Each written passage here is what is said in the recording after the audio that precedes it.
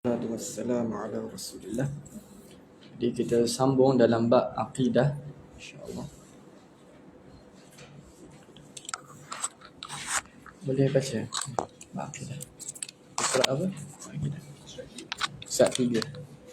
Depan sajalah, teman.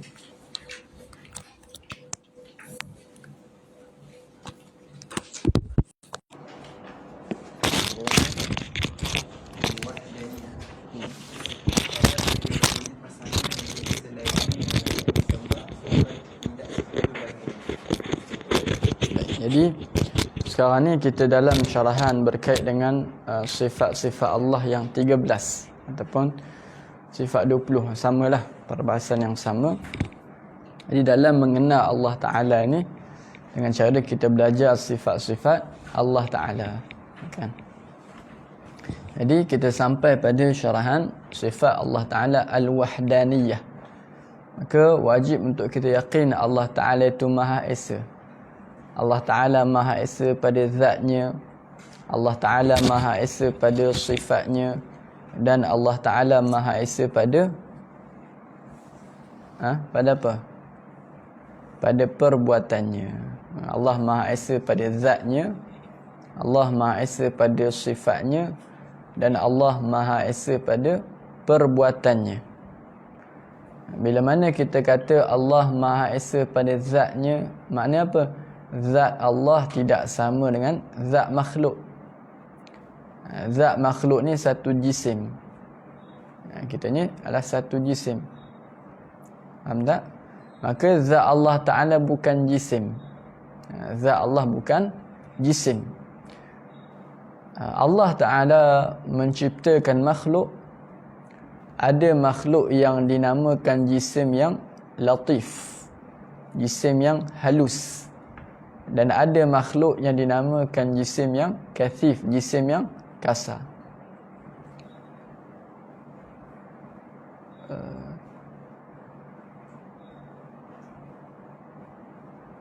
Baik.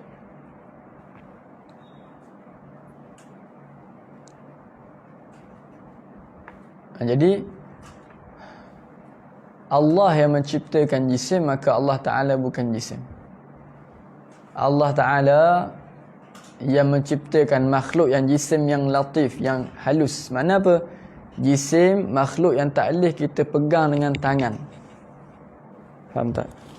Jadi ada makhluk yang boleh kita pegang dengan tangan, dan ada makhluk yang tidak boleh kita pegang dengan tangan kita.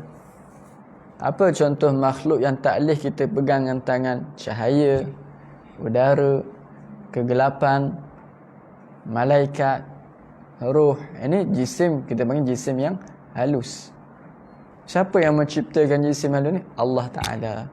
Maka Allah Ta'ala bukan jisim yang halus. Allah Ta'ala tidak sama dengan udara, tidak sama dengan roh, tidak sama dengan cahaya. Bukan. Faham tak? Dan Allah yang menciptakan jisim yang kasar. Makhluk yang dinamakan jisim kasar. Jisim kasar ni apa? Jisim yang boleh kita pegang dengan tangan kita. Apa yang boleh kita pegang dengan tangan kita? Manusia, batu, kayu. Ini jisim yang kasar. Maka Allah yang menciptakan jisim kasar ni, Allah Ta'ala bukan jisim yang kasar. Allah Ta'ala tidak sama dengan jisim yang kasar. Maka Allah Ta'ala bukan jisim. Zat Allah Ta'ala bukan jisim. Faham tak?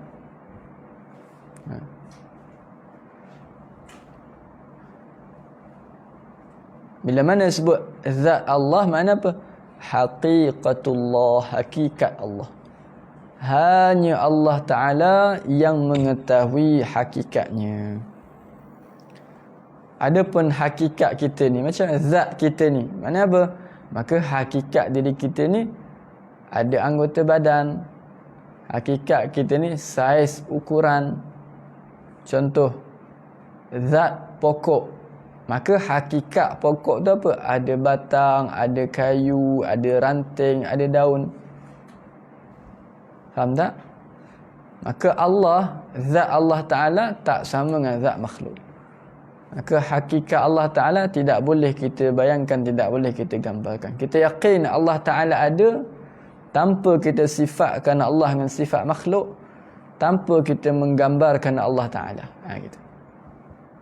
Kaedahnya apa sahaja yang tergambar di fikiranmu, Allah tidak seperti itu. Gitu. Faham tak? Jadi jangan dilayanlah lintasan syaitan. Kalau datang lintasan daripada syaitan, kita kata amantu billahi wa rasulih. Ataupun wa rusulih. Boleh lagi. Amantu billahi wa rusulih. Ataupun wa rasulih. Aku beriman dengan Allah Rasul. Ataupun kita kata la ilaha illallah. Ataupun la hawla wa la quwata illa billah. Gitu. Dan Allah Ta'ala Maha Esa pada sifatnya. Ini sifat Allah tidak sama dengan sifat makhluk. Allah tidak bersifat dengan sifat makhluk. Allah tidak bersifat dengan beranggota badan. Allah tidak bersifat dengan tempat, tidak bersifat dengan arah, tidak bersifat dengan naik turun perasaan, tidak. Allah Ta'ala Maha Suci daripada sifat makhluknya. Maka sebab itulah kita kata Allah Ta'ala ada tanpa disifatkan dengan sifat makhluk, tanpa berhajat pada makhluk, dan tidak boleh kita membayangkan Allah, tidak boleh kita menggambarkan Allah Ta'ala. Faham tak? Begitu. Dan kita meyakini Allah Ta'ala ini tidak berhajat pada makhluk, tidak sama dengan makhluk. Allah itu adanya tanpa tempat, tanpa arah, dan tidak berhajat pada makhluk ciptaan dia. Dan Allah Ta'ala Maha Esa pada perbuatannya. Apa makna Allah Maha Esa pada perbuatan? Maknanya adalah hanya Allah jualah pencipta bagi segala sesuatu. Ini makna perbuatan Allah ni apa? Allah jualah pencipta bagi segala sesuatu. Ini i'tiqad kita. Kita yakin hanya Allah yang menciptakan segala sesuatu daripada tiada kepada ada. Ini mengesakan Allah pada perbuatan. Faham tak? Maknanya kalau dia yakin ada pencipta selain daripada Allah, seperti akidah Mu'tazilah, yang mana dia kata ada pencipta selain daripada Allah Ta'ala. Mana apa? Dia ni tidak mengesakan Allah. Apa lawan bagi mengesakan? Mensyirikkan Allah. Mana orang ni dia mensyirikkan Allah Ta'ala pada perbuatan. Dia ni tidak mengenal akan Allah Ta'ala.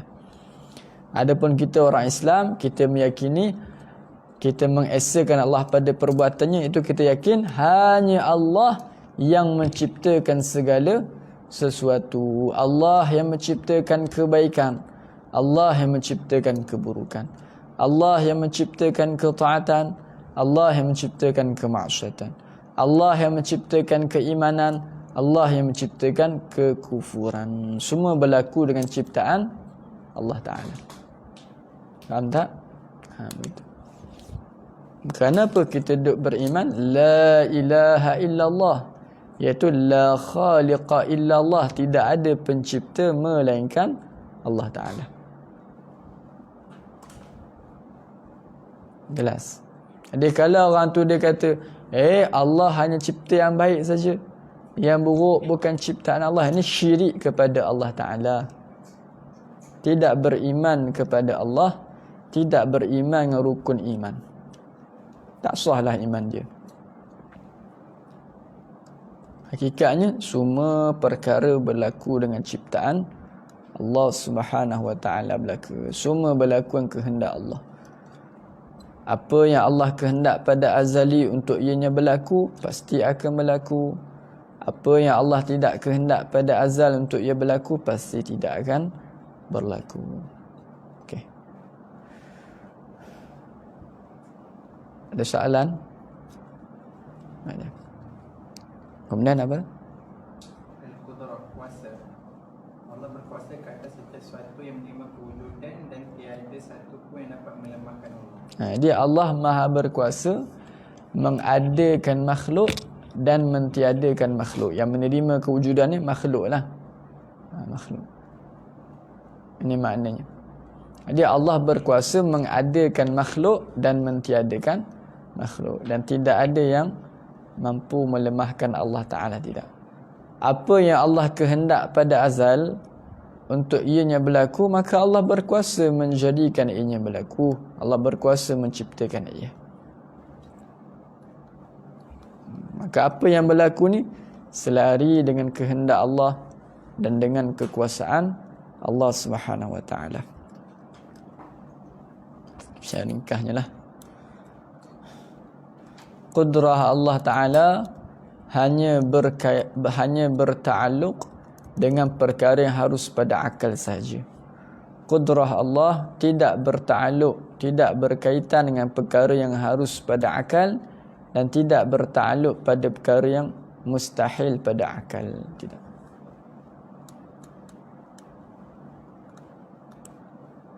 Harus pada akal ni makhluk lah.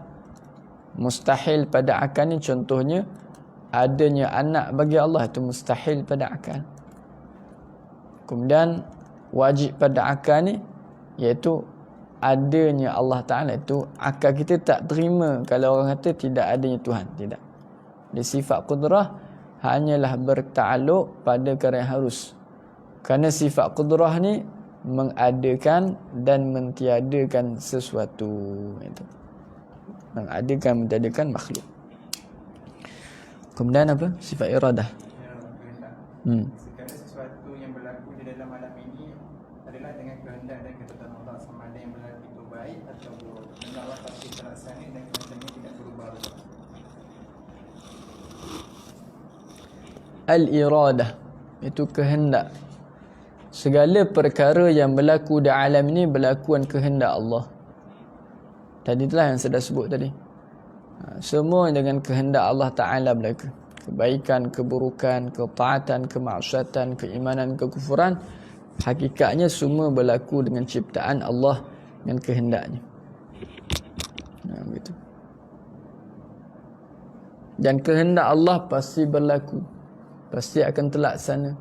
Dan kehendak Allah Ta'ala tidak berubah. Kehendak Allah tidak berubah sama sekali. Yang berubah kehendak ni makhluk. Yang berubah kehendak ni baharu. Sedangkan Allah Ta'ala itu azali, tidak ada permulaan baginya.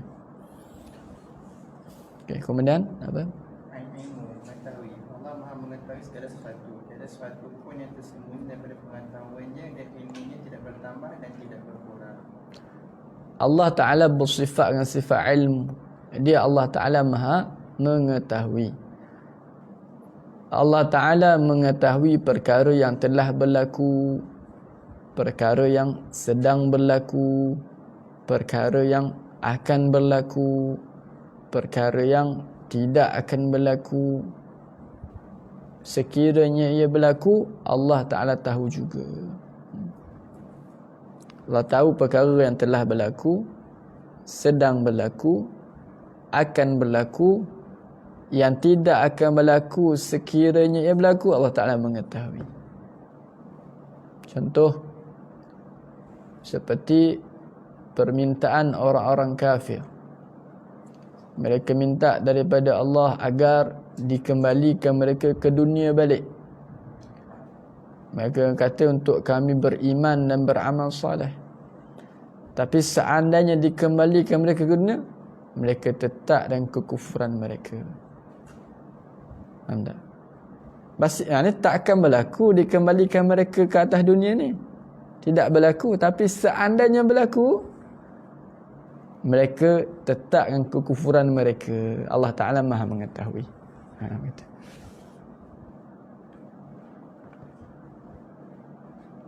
Faham tak?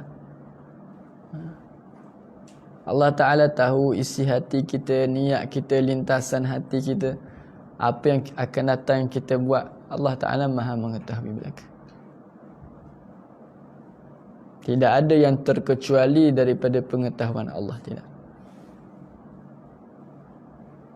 Dan ilmu Allah tidak berubah, tidak bertambah, tidak berkurang. Tak sama macam ilmu kita.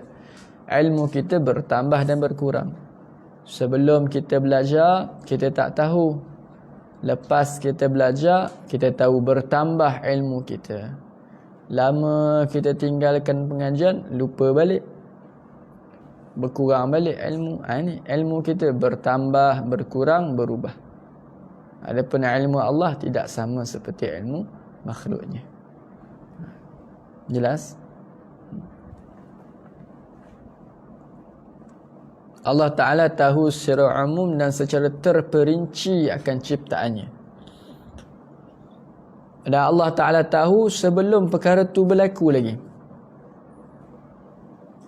Tak sama macam kita lah. Kita hanya tahu lepas perkara tu berlaku barulah kita tahu. Betul tak? Kita tahu hari ni, barulah kita tahu, oh ini gini-gini, baru tahu. Sebelum tu tak tahu. Adapun ilmu Allah tak sama. Bukan maksudnya kena perkara tu berlaku dulu, barulah Allah Ta'ala tahu. Tidak. Allah mengetahui dengan ilmunya azali.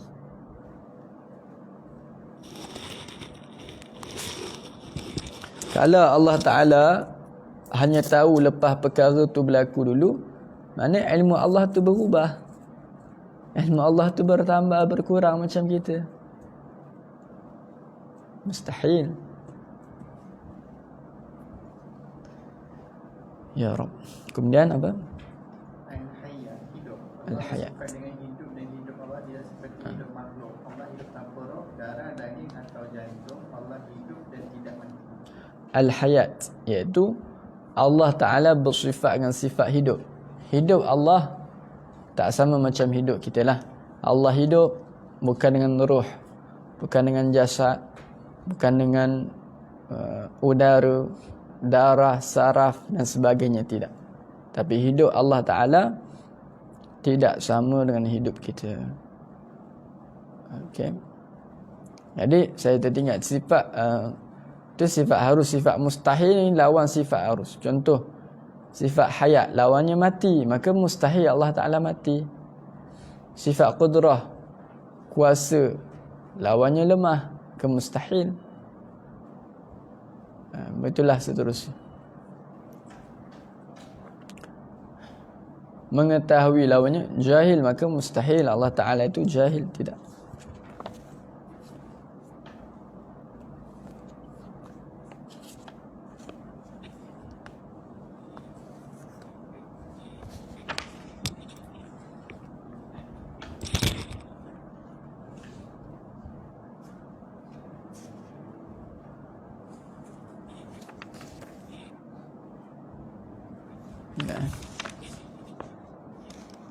Okay.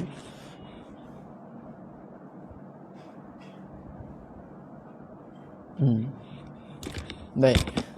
Kemudian apa? As-sama', dengar. As-sama'. Allah mendengar setiap sesuatu tanpa menggunakan telinga atau alat-alat yang lain. Sifat dengarnya tidak seperti dengar makhluk. Jadi as-sama' atau as-sam'u, Allah bersifat dengan sifat dengar.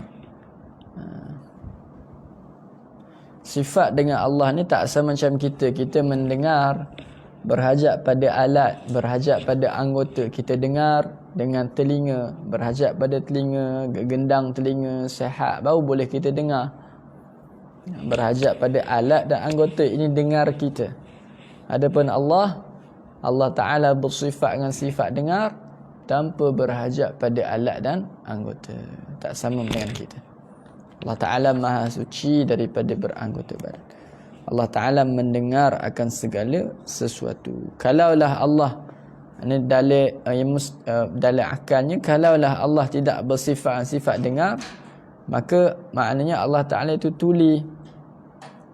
Sedangkan tuli itu sifat yang tidak layak bagi Allah Ta'ala, sifat kurang. Maka mustahillah Allah tidak bersifat sifat dengar. Begitu. Kemudian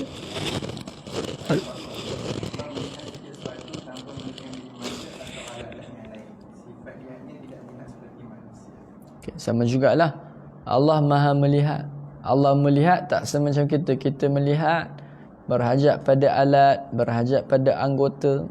Melihat kita berhajat pada mata, anak mata, cahaya dan macam-macam.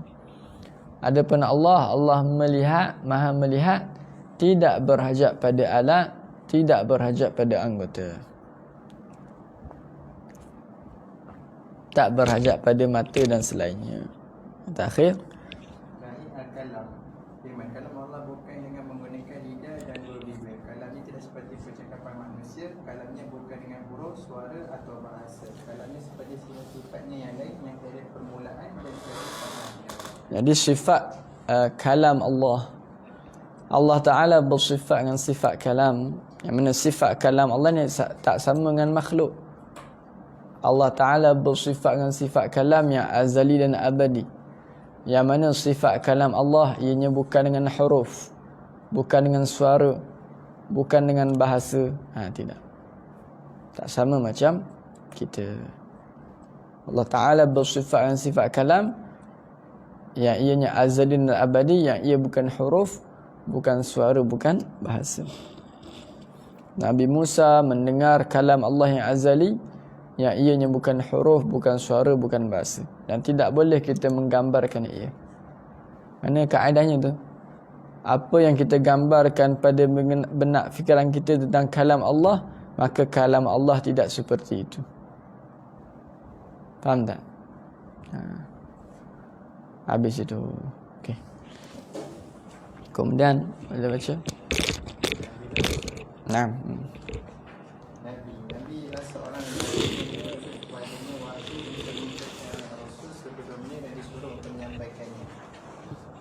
Rasul ialah seorang lelaki yang diturunkan wahyu kepadanya dengan syariat yang baru dan disuruh untuk menyampaikannya. Baik, jadi ini berkait dengan apakah perbezaan di antara Nabi dan Rasul. Yang lebih rajih, yang lebih tepatnya adalah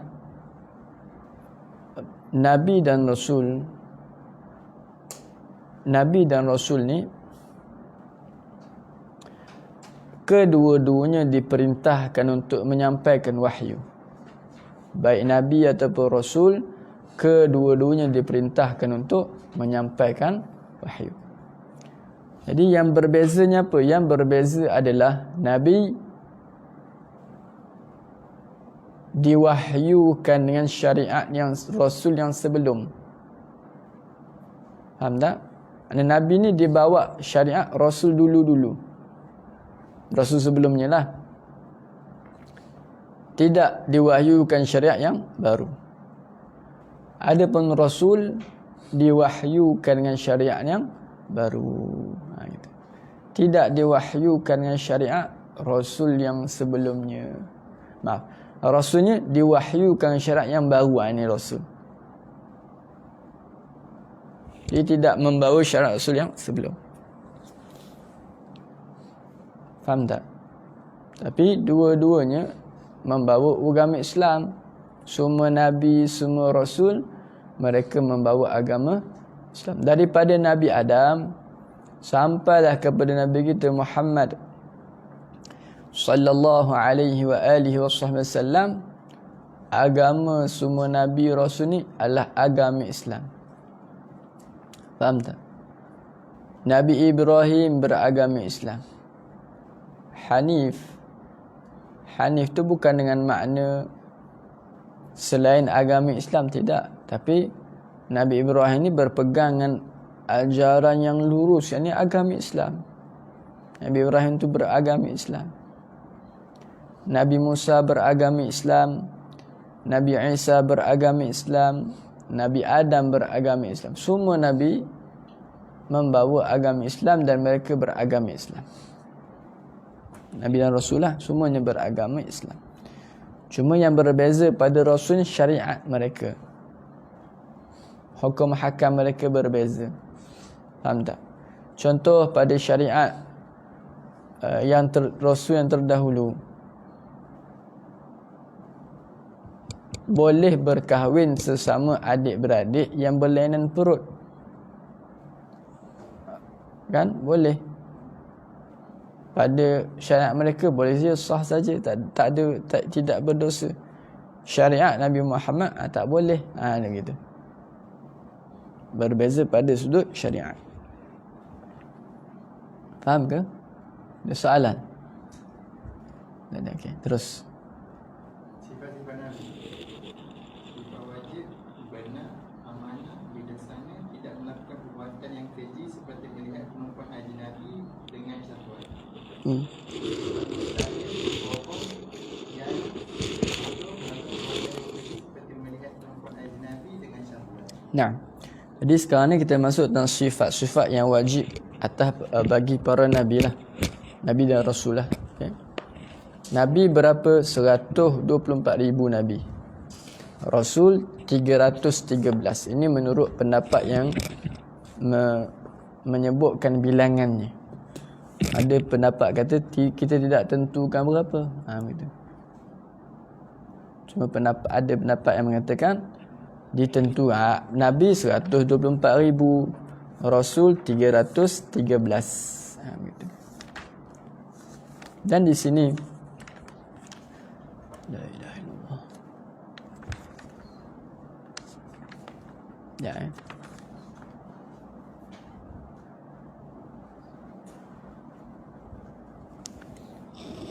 Okay, yang pertama sifat mereka adalah benar. Benar. Mustahil mereka berdusta. Walaupun sekali tidak pernah Nabi ni menipu. Daripada Nabi Adam, Nabi Ibrahim, Nabi Musa, semua mereka benar. Tak ada yang menipu, tak ada yang dusta. Menipu ni menipu ni hukum yang haram. Walaupun bergurau tak boleh. Baik. Jadi di sini nak kena faham, tak ada Nabi yang menipu. Nabi Ibrahim tidak pernah menipu. Okay. Apa yang orang sebut tentang Nabi Ibrahim, yang kata Nabi Ibrahim tu menipu, tu salah, tak betul begitu. Okay. Kemudian yang kedua, semua para Nabi ni mereka amanah. Tidak ada yang buat khianat. Tidak ada yang khianat pada harta orang. Tak ada. Bahkan tidak ada yang khianat pada memberikan nasihat. Tidak ada. Semua para Nabi ni mereka amanah. Bahkan Nabi kita digelarkan dengan Al-Amin kerana amanahnya Nabi kita sallallahu alaihi wasallam.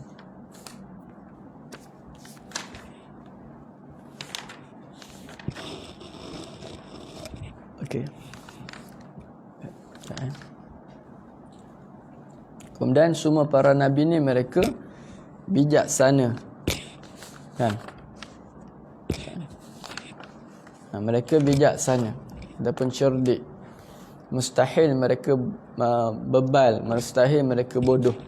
Mustahil mereka ni lemah daya faham, mustahil. Tak.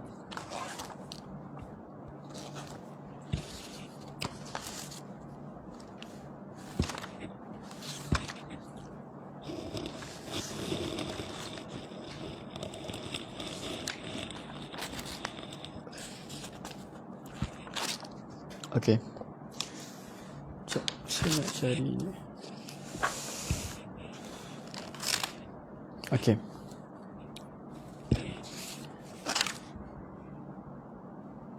Nah. Jadi tidak ada nabi yang bodoh. Tidak ada. Mereka bila mana berhujah, mereka pasti dapat mematahkan hujah orang kafir itu. Itu nabi. So para nabi begitu. Dan para nabi ni mereka berakhlak dengan akhlak yang baik. Tidak ada para nabi yang berakhlak dengan akhlak yang rendah. Tidak ada para nabi yang mencuri-curi pandang kepada wanita ajnabiyah dengan syahwat. Tidak ada. Tidak ada juga di kalangan para nabi yang mencuri walau sebiji anggur. Tidak ada. Dan juga para nabi ni mereka tidak bersifat dengan bertindak dengan menyalahi hikmah. Tidak ada. Tak ada yang duk mencarut kepada keturunan orang di pasar-pasar. Tidak ada.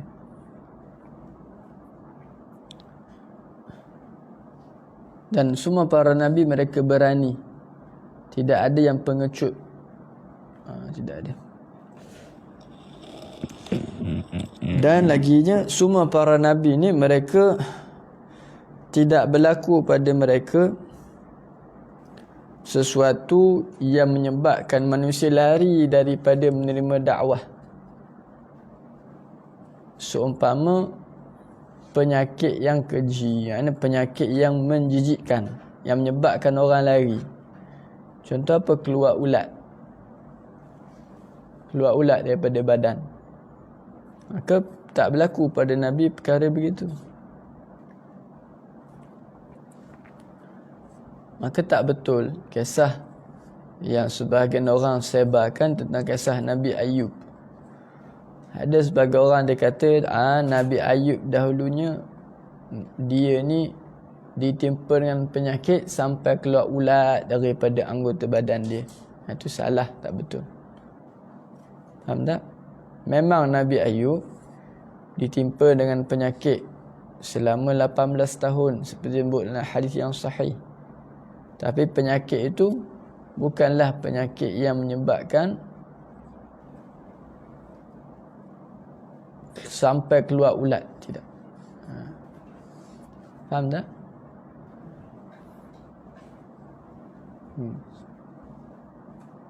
Lagi ada lagi? Tak ada dah.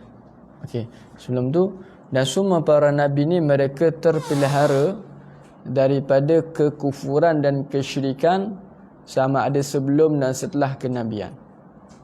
Makna apa? Tak ada nabi yang dulu syirik kepada Allah, yang tak kenal Allah sebelum jadi nabi. Tidak ada. Semua para nabi Allah berikan ilham kepada mereka kenal Allah sebelum mereka jadi nabi lagi. Faham tak? Tak ada nabi yang syirik kepada Allah sebelum jadi nabi mereka kufur. Tidak ada. Semua mereka menyembah Allah sebelum mereka menjadi nabi lagi. Faham tak? Jadi tak betul sebahagian orang yang dikata tentang Nabi Ibrahim. Dia kata dahulu Nabi Ibrahim ni duk mencari-cari Tuhan, tak kenal Allah. Dia pun tengok bintang, dia pun kata bintang inilah Tuhan aku. Atau dia kata dia tengok pada bulan, dia pun kata bulan inilah Tuhan aku. Itu salah. Nabi Ibrahim mengenal Allah sebelum dia menjadi nabi lagi. Faham tak?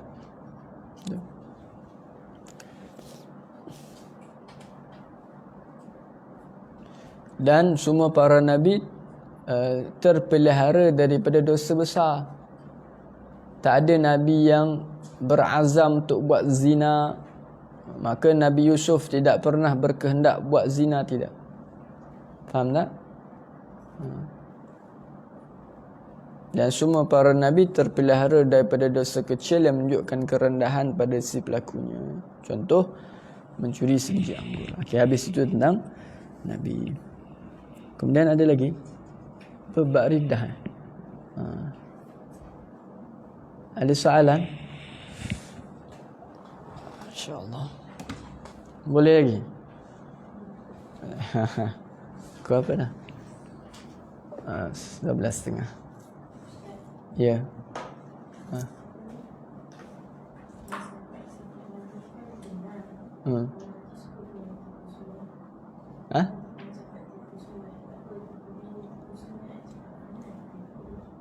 Tak ada istilah tipu sunat tu, tidak ada.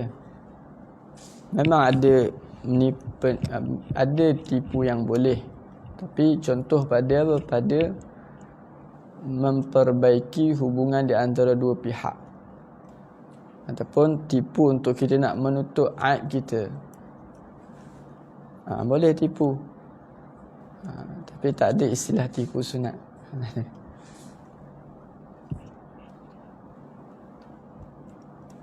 Walaupun dengan anak pun tak boleh.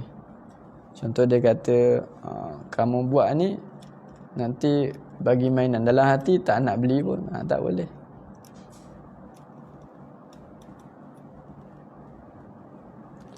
Baik.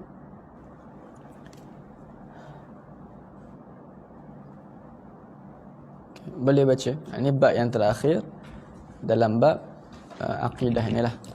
Boleh baca. Maksud reda adalah perkara yang merosakkan, membatalkan dan memutuskan Islam sama ada melalui etikat, perbuatan dan perkataan. Orang yang berlaku dengannya reda dinamakan murtad. Okey.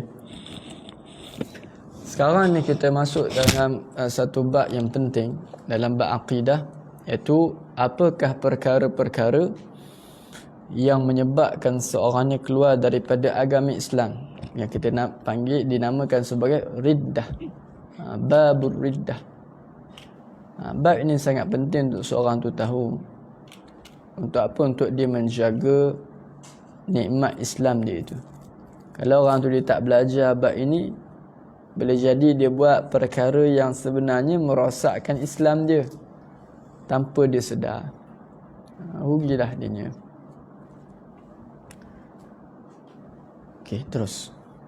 Reda terbagi kepada tiga. Satu, i'tiqad keyakinan, seperti syak pada kewujudan Allah atau Rasul atau Al-Quran, atau meyakini bahawa Allah adalah jisim, memiliki anggota badan, atau meyakini Allah seperti cahaya, menghalalkan apa yang diharamkan oleh Allah, atau mengharamkan apa yang dihalalkan oleh Allah.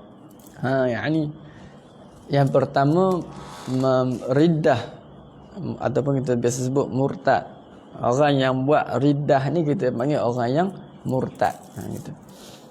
Dari sudut keyakinan. Dari sudut keyakinan. Contoh apa? Contoh dia ni ragu-ragu pada kewujudan Allah.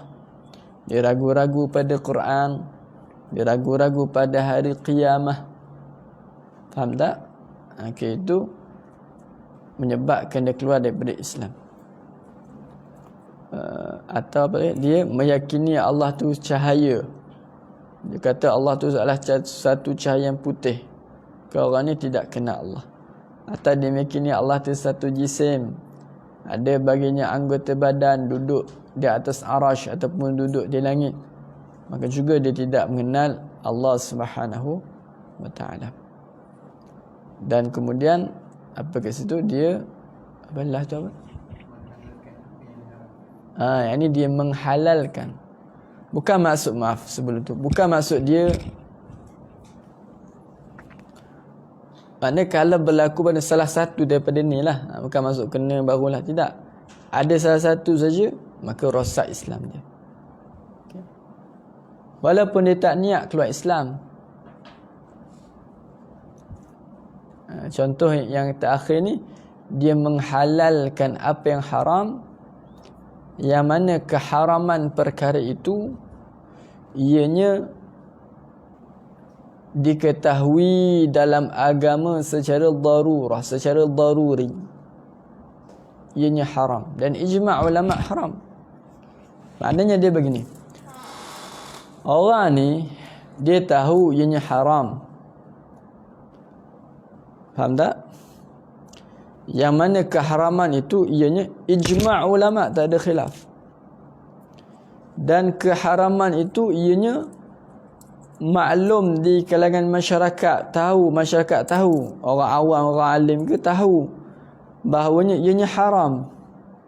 Faham tak? Dia meyakini ianya halal. Faham tak? Apa contoh? Dia meyakini zina halal, liwat halal, contoh. Dia yakin itu. Dia tahu ianya haram tapi dia meyakini ianya halal. Faham tak? Maka keluar daripada Islam. Tapi bukan semata-mata dia buat zina, dia buat liwat ataupun dia minum arak itu dia keluar Islam. Tidak. Faham? Kalau dia yakin zina haram, tapi kenapa kamu buat? Aku begini. Sebab orang ajak contoh. Hukumnya berdosa besar tapi tetap dia masih Islam. Faham tak? Yang haram, yang sampai tahap keluar Islam, wal'iyadzubillah min zalik, adalah bila mana dia meyakini ianya halal. Contoh dia, orang tanya, kenapa berzina ni? Zina ni kan kalau suka sama suka boleh saja, halal saja. Faham tak? maka keluar daripada Islam. Jatuh murtad, wajib mengucap 2 kalimah syahadah kembali. Jelas? Contoh. Walaupun dia nak bergurau tak boleh. Walaupun dia marah tak boleh. Atau dia mengharamkan apa yang halal, yang mana kehalalan perkara itu sepakat para ulama, dan kehalalan itu diketahui dalam agama secara daruri, orang tahu ianya halal, tapi dia pergi haramkan. Contoh kahwin, nikah. Orang tanya, kenapa kamu tak menikah? Dia pun kata, nikah ni kan haram, sebab tu aku tak nak nikah. Faham tak? Walaupun lepas tu dia kata, aku bergurau je tadi, tak ada uzur, rosak iman, rosak Islam kamu. Faham tak? Cuma ini dia sudut i'tiqad, dia yakin nikah ni haram, sebab tu aku tak nak nikah. Keluar Islam. Wal'iyadzubillah. Ada soalan? Jelas? Ada? Okey, terus boleh baca. Kedua perbuatan seperti sujud kepada gerhana matahari atau bulan, menempel mushaf ke tempat yang kotor. Jadi yang kedua, perkara menyebab orang tu jatuh murtad ialah dia buat, ialah dari sudut perbuatan. Contoh apa? Dia pergi sujud pada berhala. Faham tak? Dia tengok ada berhala kat batu kes, dia pun sujud. Walaupun dia tak niat menyembah pun, saja je dia sujud. Saja dia nak ambil gambar, nak main-main. Apa hukumnya? Serta-merta keluar Islam dah kamunya. Kita tak pergi tempat-tempat nak pergi berjalan kat situ buat apa. Memanglah semata-mata duduk situ tidaklah murtad. Orang pergi tempat tu, adakah kata murtad kamu? Tidak. Tapi tak patut pergi tempat itu, tempat yang mensyirikkan Allah Ta'ala. Faham tak? Tempat mensyirikkan Allah, duk pergi, duk ambil gambar, buat apa? Yang pasti tak ada padanya keberkatan, tidak diridai oleh Allah Ta'ala. Jadi yang murtad ni bila mana dia sujud, sujudlah, maka itu rosak. Walaupun dia hanya nak ambil gambar ke bermain-main, tak boleh. Atau pada matahari, dia sujud pada matahari, pada api, yang juga sama. Atau dia ambil Quran, mushaf Quran tu dia pun ambil, dia buang untuk sampah, dia buang di tempat kotor, maka serta-merta keluar Islam. Contoh Quran kat rumah dia lama sangat dah, mungkin dia pun dah tak baca Quran jenis tu, dia pun ambil, dia pun buang untuk sampah. Apa hukumnya? Murtad dianya, keluar Islam.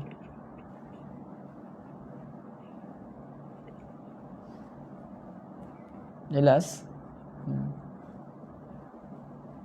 Ada pun sujud kepada manusia tak sama hukum macam sujud pada berhala. Sujud kepada manusia, kalau dia niat menyembah manusia tu, dia pun sujud, maka murtad. Kalau berhala tadi, walaupun tak niat menyembah, faham tak? Faham tak? Yang sujud pada manusia ni, kalau niat menyembah, baru murtad. Kalau dia sujud pada manusia, bukan niat menyembah, tapi menghormati orang ni, hukumnya apa? Haram. Tapi tidaklah murtad. Faham tak? Jadi tak boleh kita sujud pada orang, siapa pun orang tu, tak boleh. Jelas?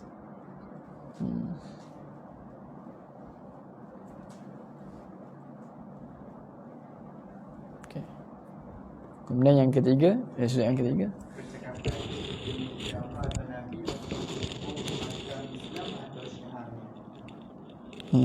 okay. Ini sudut percakapan,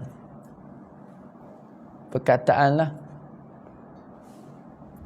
Iaitu seumpama dia tu mencaci maki Allah, walaupun bergurau, walaupun marah, walaupun berlakon sekalipun, tak ada alasan, tak ada keuzuran. Seumpama dia kata Allah zalim, walaupun dia marah sangat, dia kata, ya Allah, aku salat, aku puasa, kenapa anak aku mati belaka? Dia pun kata, ya Allah, Engkau telah buat zalim pada diri aku. Serta merta keluar Islam orang ini, jatuh murtad. Faham tak? Walaupun dia marah macam mana sekalipun, walaupun nak berlakon sekalipun, nak bergurau sekalipun, tak boleh.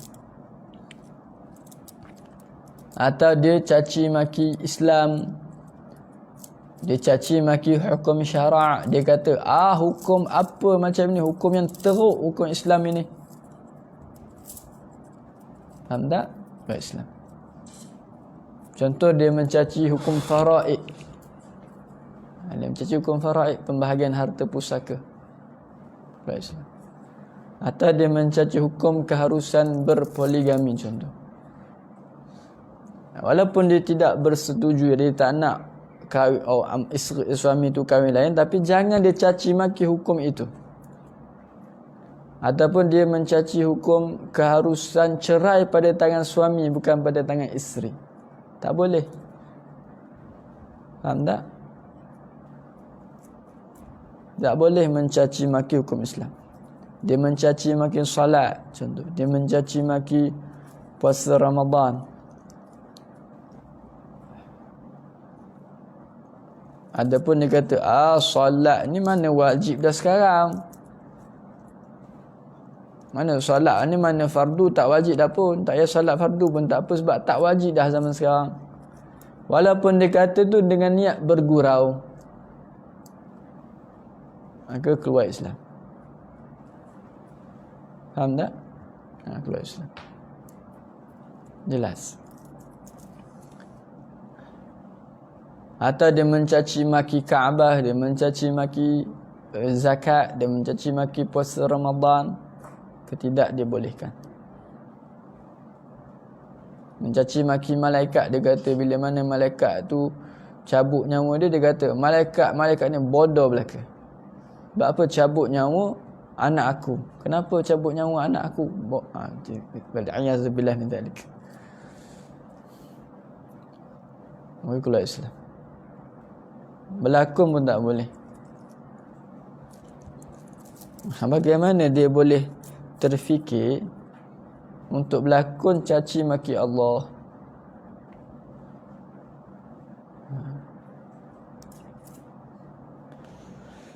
Okey, kemudian wajib atas orang yang jatuh murtad kembali kepada Islam dengan segera, dan caranya adalah: satu, meninggalkan perbuatan yang menyebabkan dia menjadi murtad; kedua, mengucap dua kalimah syahadat. Nah, jadi orang yang dah jatuh murtad ni wajib untuk dia masuk Islam balik. Faham tak? Apa cara yang perlu dia buat untuk masuk Islam? Caranya adalah dengan dia meninggalkan sebab yang menyebabkan jatuh murtad dan mengucap dua kalimah syahadah kembali. Itu cara dia. Faham tak? Contohlah dia caci maki Allah, dia kata Allah zalim, ataupun dia pukul anak dia tu. Benda orang tanya, kamu pukul anak sampai patah tulang anak, dia rotan anak tu sampai berbilu anak tu. Salah macam tu. Itu bukan didik anak tu, dera anak. Dia ikat anak dia dekat pokok jambu, penuh kerengga kat situ. Salah tu. Salah begitu. Itu bukan didik, itu dera anak. Dan anak ni dia akan simpan dendam. Bila mana anak, sebab masa kecil tak boleh nak balas, lama-lama dia simpan dendam pada ayah dia sendiri. Dia simpan dendam sampai satu masa dia akan Baru kita kata balah balik. Tapi balah macam mana? Bukan dia pukul lah. Dia balah dengan dia buat benda-benda yang bagi memalukan mak ayah dia sendiri. Sebab apa? Dendam lama masih ada. Kadang-kadang bila mana sakit dia tak ada tu, sebab dia masih ingat dendam dulu. Memang tak boleh anak buat macam tu, memang tak boleh. Tapi sebab apa berlaku begitu? Silat didikan daripada ayah sendiri. Ada orang dulu duk tibai duk pukul anak atas salah macam tu. Dia ambil batang paip, dia ambil dia ambil tali pinggang, dia kata sebab degit, salah macam tu. Lempar muka anak, salah macam tu. Anak ni akan membesarkan menyimpan dendam. Menyimpan dendam. Memang anak tu tak patutlah. Tapi sebab apa? Dulu dia tak boleh nak balah. Balah makin berat dia kena. Dia pun simpan. Anak tu lah simpan dendam. Sampailah satu masa, kalau anak tu pun jenis tak belajar, dia tak kontrol, lagi berat keadaan dia. Sebab tu memang dalam agama ada suruh pukul anak, tapi mendidik. Lempang kat muka itu hukumnya adalah haram. Kita tak boleh pukul pada muka, pada kepala, tak boleh. Tak boleh sampai berdarah, patah, tak. Kita bagi mak ayah ni ada cara dia lah. Bukan tak boleh marah, kena marah pada yang kena marah, kena marah. Tak boleh dia biasa saja, anak buat maksiat pun biasalah, tak. Kena ada marah. Tapi kena jaga pada tempat dia. Yalah, silat dululah, tapi jangan pula kita teruskan kesilapan orang tua dulu kalau adalah. Mana bukan dia sekarang ni dah ayah aku buat begitu, aku buat begini pula pada anak aku. Bukan. Mungkin orang dulu kata, orang dulu dia kasar-kasar, tengok sekarang jadi orang. Betul ke jadi orang? Betul ke jadi orang? Cara tu salah. Bukan maksud kalau macam tak payah marah, kena marah. Tapi marah kena pada tempat dia. Bukan macam tu lah. Bukan sampai duk ikat kat pokok, biar kengga gigi makan. Salah begitu. Ambil tali pinggang, pukul anak tu. Itu bukan didik, tu dera anak. Maknanya mungkin dia kata, dah anak kamu tu milik Allah Ta'ala. Anak kamu tu milik Allah. Kamu kena buat apa yang diredai oleh Allah Ta'ala. Begitu. Tapi dia nak kena marah, kena ada, tapi sesuai pada tempat dia. Bukan masuk lalu tak payah bertegah. Kena bertegah dengan anak, tapi cara yang betul lah. Begitu. Baik. Begini. Jadi kita sebutkan tadi, orang yang dah keluar Islam ni, dia kena mengucap balik. Dia tinggalkan sebab yang menyebabkan dia keluar Islam, dan dia mengucap balik dalam apa jua bahasa yang difahaminya, dan tidak berhajat pada saksi. Contohlah fahaman Qadiani. Qadiani ni mereka fahaman yang sesat, lagi murtad. Mereka meyakini ada Nabi yang baru lepas wafatnya Nabi Muhammad. Itu Qadiani. Itu murtad. Ada dekat kampung Nakhoda kat Selayang. Jadi macam mana mereka nak masuk Islam balik? Dia kena tinggalkan akidah yang rosak, yang dia yakin ada Nabi baru lepas wafat Nabi Muhammad ni, kena tinggal dan mengucap balik. Faham tak? Atau dia meyakini dulu Allah ni satu jisim, duduk atas langit, duduk atas arash. Wajib tinggalkan akidah itu, hendaklah pegang yang betul, akidah yang betul, mengucap balik. Atau dulu dia meyakini Allah hanya cipta sebahagian perkara, manusia juga yang menciptakan, manusia yang ciptakan perbuatannya sendiri, sama macam akidah Mu'tazilah. Tinggalkan akidah itu, mengucap balik. Yang mana sekarang ni yang bawa akidah Mu'tazilah adalah Hizbut Tahrir. Sesat, lagi menyesatkan. Tapi adalah kat Malaysia ni ada pengikut-pengikut dia. Faham tak? Itu cara masuk Islam balik. Dia pun mengucap balik, dia Islam balik lah. Dia pun mati, alhamdulillah dia mati Islam. Tapi kalau dia tak belajar, dia buat perkara yang merosakkan Islam dia, dia tak sedarlah dia dah murtad. Bila dia sedar?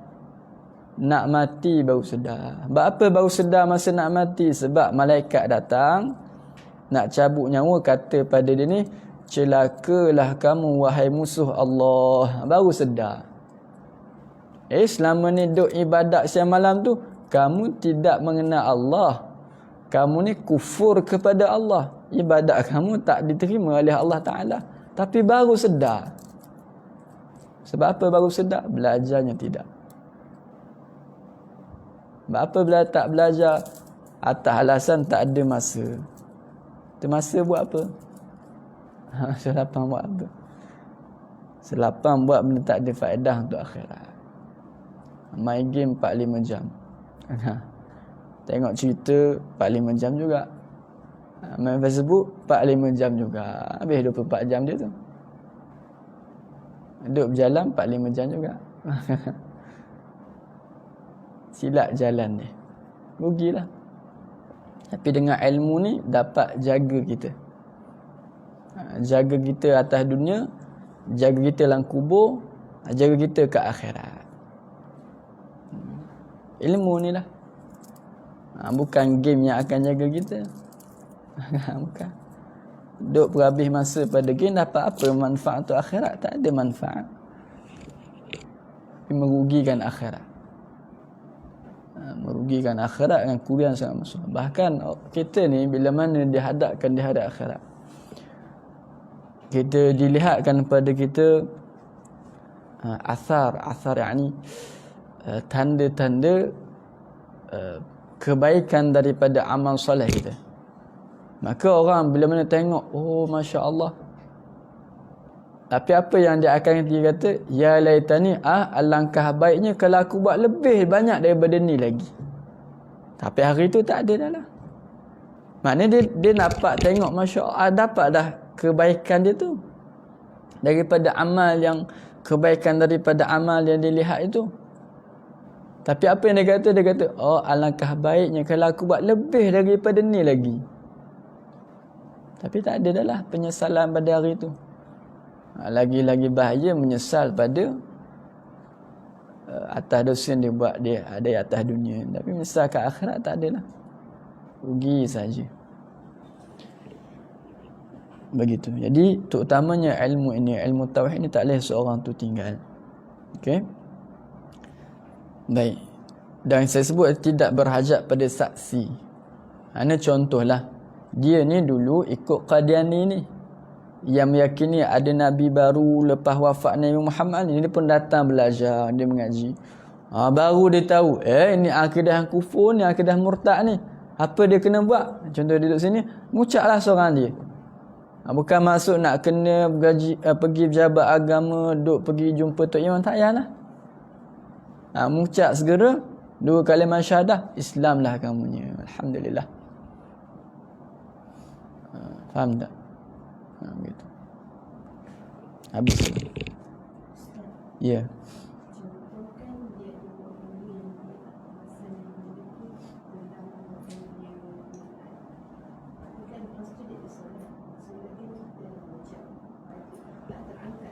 Tak. Sebab dia kena tinggalkan sebab kena murtad tu. Faham tak?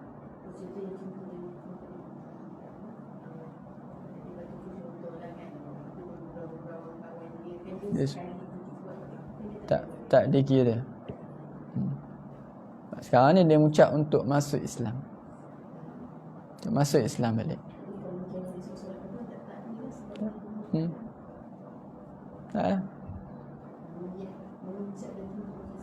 Nah, ucap dia tu untuk masuk Islam. Adapun dalam surat tidak dikira.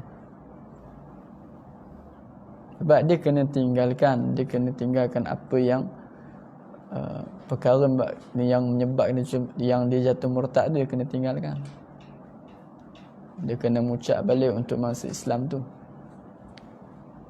Bukan dengan istighfar.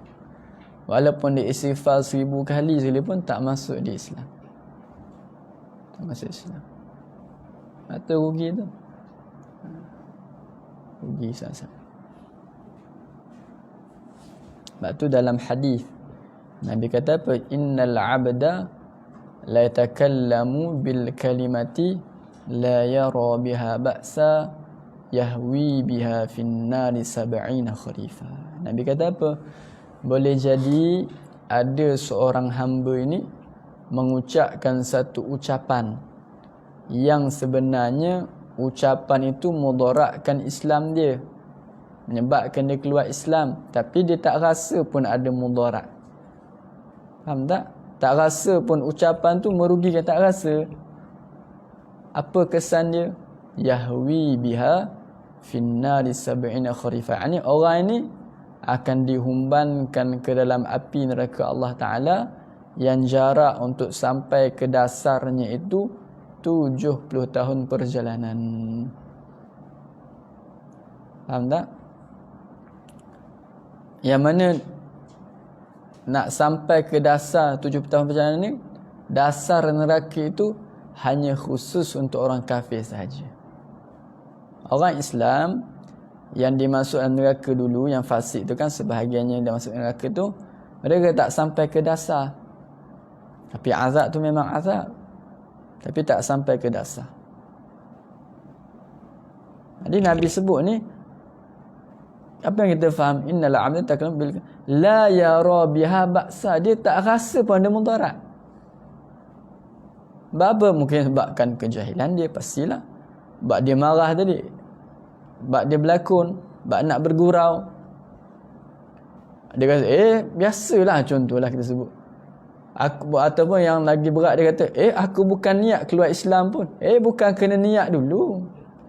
Kalaulah kena niat dulu untuk keluar Islam, baru keluar Islam, maksudnya orang caci maki Allah pun tak apalah, yang penting jangan niat keluar Islam. Faham tak? Faham tak?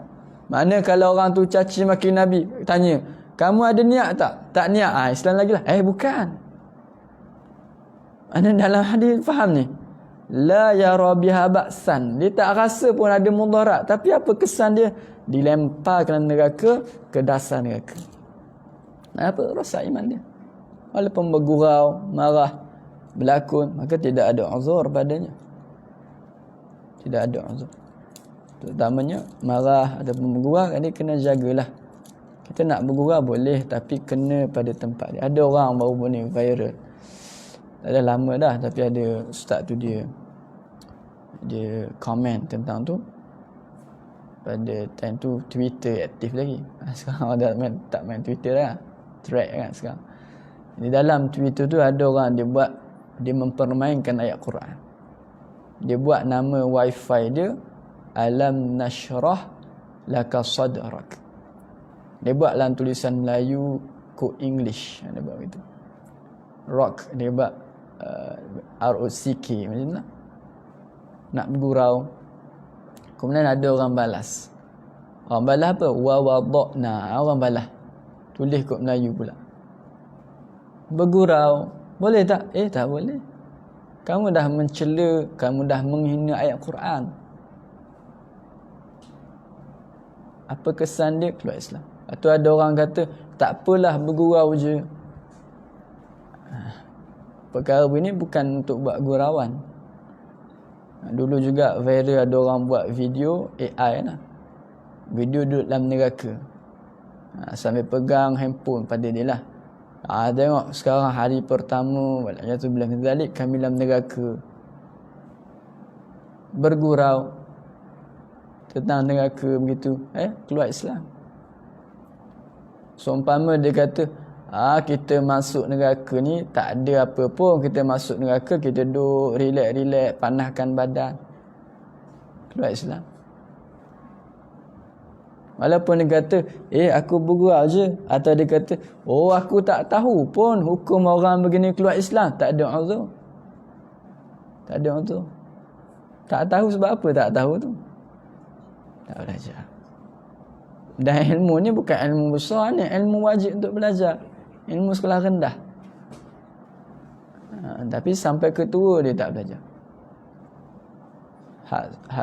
Ada juga yang berlakunya, dia nak bergurau, dia tengok seorang baby lelaki yang comel lah baby. Dia pun kata apa? Dia kata budak lelaki ni sebenarnya Allah nak jadikan dia perempuan. Tapi tengok-tengok silat-silat dia jadi lelaki, tersilat dia lelaki. Macam mana boleh cakap macam tu? Salah cakap macam tu. Wasat Islam ucap balik. Orang yang murtad ni, sesaat dia murtad, walaupun 60 tahun beriman, kemudian dia mati murtad, kekal neraka selama-lamanya.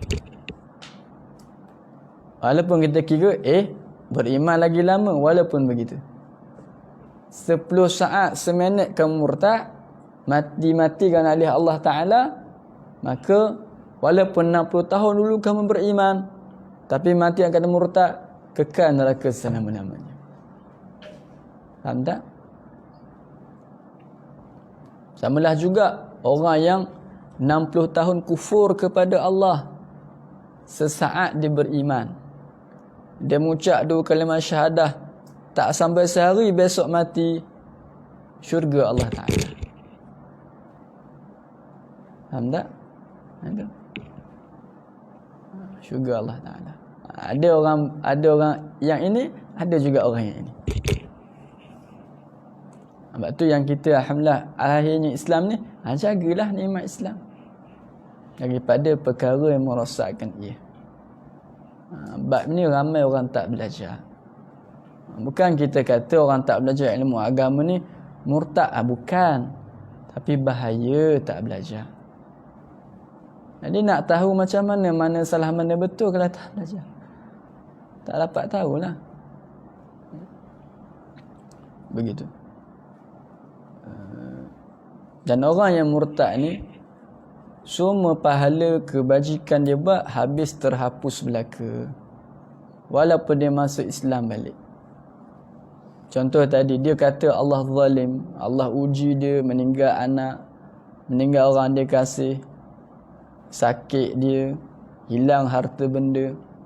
Dia pun kata, ya Allah, aku salat, aku puasa, sedekah ke tak tinggal, kenapa aku begini? Ya Allah, kau zalim ya Allah. Dia kata begitu. Dia pun murtad. Orang pun tegur, kamu ni dah caci Allah, mengucap balik. Dia pun mengucap, contohlah, dia dengar, dia pun mengucap. Pahala dia mana? Pahala tak datang balik dah. Pahala dia beramal berpuluh-puluh tahun dulu, habis terhapus kosong, reset balik.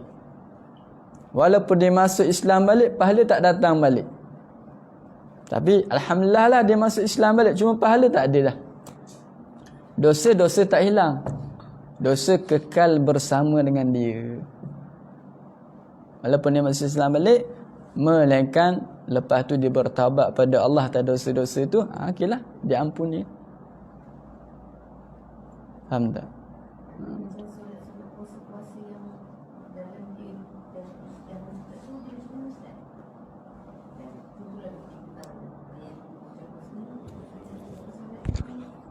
Salat tu tak sah, wajib qada balik. Puasa tak sah, wajib qada balik. Haji umrah tak sah, wajib pergi balik. Faham tak?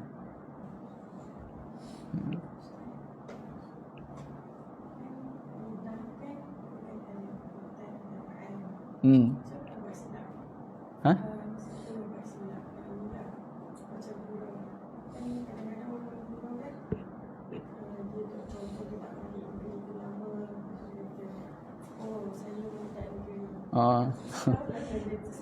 Tak, ni cuma saya tak pasti sudut istilah tu adakah diguna pakai pada istilah murtad negeri tu.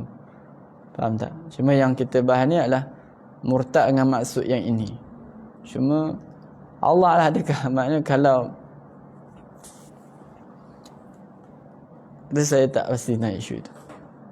Cuma dia elakkanlah dia, Allah alam, saya tak pasti pula tentang isu itu. Gitu. Cuma sebab itulah sebab boleh Allah alam kalau lah dia ada dua makna ni dengan maksud murtad ni bila dengan maksud dia ni bukan Allah alam, dia tak pasti. Begitu. Yalah, begitu. Allah alam. Okey, jelas soalan. Cuma jangan kita fikirkan benda kalau-kalau. Okey, ini terutama pada isu ini. Tak payah.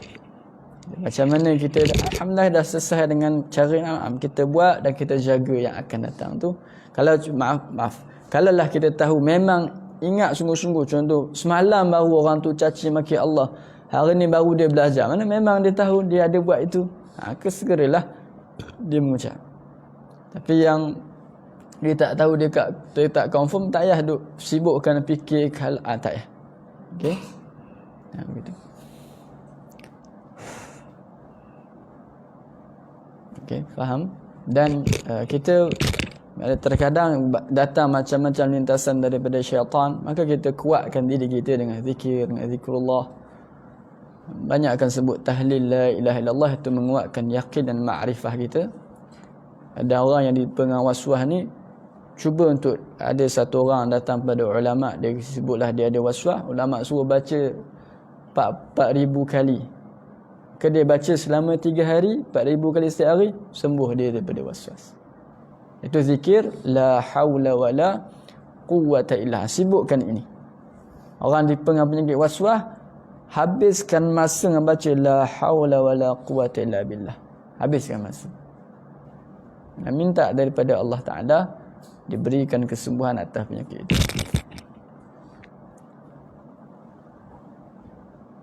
Faham tak?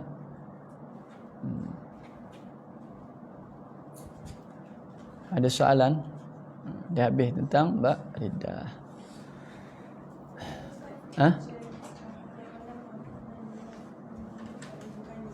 4,000 kali. Kalau mampulah. Adalah berlaku kisahnya, orang tu datang pada ulama, dia bagi tahu dia waswas. Maka ulama ni maka orang ni pun baca sebanyak 4,000 kali. Pada hari yang ketiga dia sembuh dah. Kalau tak mampu baca banyak kan. Paling kurang 300 contoh. Baca dengan betul la haula wala quwwata illa billah. Tahlil juga lepas solat baca Al-Fatihah, ayat kursi 3 kul dan 2 ayat terakhir daripada surah Al-Baqarah, Amanar Rasul la yakallifullah, baca pada setiap kali solat 3 kul juga sama. Okey, jelas. Ada soalan? Ada?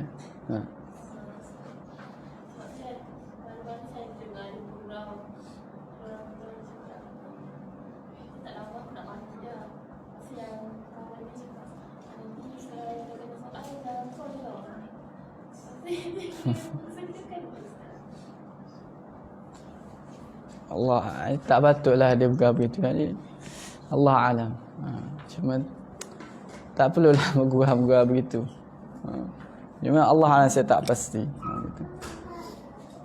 Allah alam. Okey. Habis ini dalam bab akidah. Alhamdulillah. Cuma ada yang kita tak masuk, iaitu berkait dengan apa yang Nabi sampaikan, iaitu tentang adanya azab kubur. Itu tak ada dalam ni kan. Adanya nikmat kubur, adanya soalan malaikat munkar nakir, adanya hari hisab, adanya perhimpunan, adanya mizan, adanya titian sirat, adanya neraka, adanya syurga, adanya kolam Nabi Al-Haud, adanya syafaat. Itu ada syarahan-syarahan dia. Cuma dalam ni kita tak sempat masuklah. Cuma wajib untuk kita yakin adanya perkara-perkara yang Nabi ceritakan itu. Azab kubur, nikmat kubur, apa lagi? Kebangkitan, perhimpunan, mizan, titian sirat, syurga, neraka, kita yakin. Walaupun tak pernah kita tengok. Kita pergi kat kubur, elok je, comel je kubur tu. Kan? Tak ada kita dengar orang duk menjerit-jerit, tak ada pun. Tapi sebab apa kita yakin? Sebab Nabi yang cerita. Nabi yang bagi tahu. Itu dalam rukun iman yang kelima itulah, beriman dengan hari akhir. Maka itu dalam, itulah semua tu perhimpunan tu dalam rukun iman yang kelima. Jadi 6 rukun iman ni tak boleh dia tinggal walaupun satu. Kalau dia hanya ambil 5 saja, tidak beriman lah. Ada pun rukun Islam 5 perkara tu bukan dengan maksud kalau dia tak salat dia keluar Islam, tidak. Tapi tidak sempurna Islam dia, tidak sempurna iman dia. Faham tak? Alhamdulillah. Okey. Lihat dah. Itu kita sambung last sekali bab tasawuf untuk kita habiskan sikit lagi lah. Lebih kurang 2 page. Kita ambil rehat sekejap. Boleh nak kita tandas ke menarik ke? InsyaAllah. Barakallahu fiik. La ilaha illallah.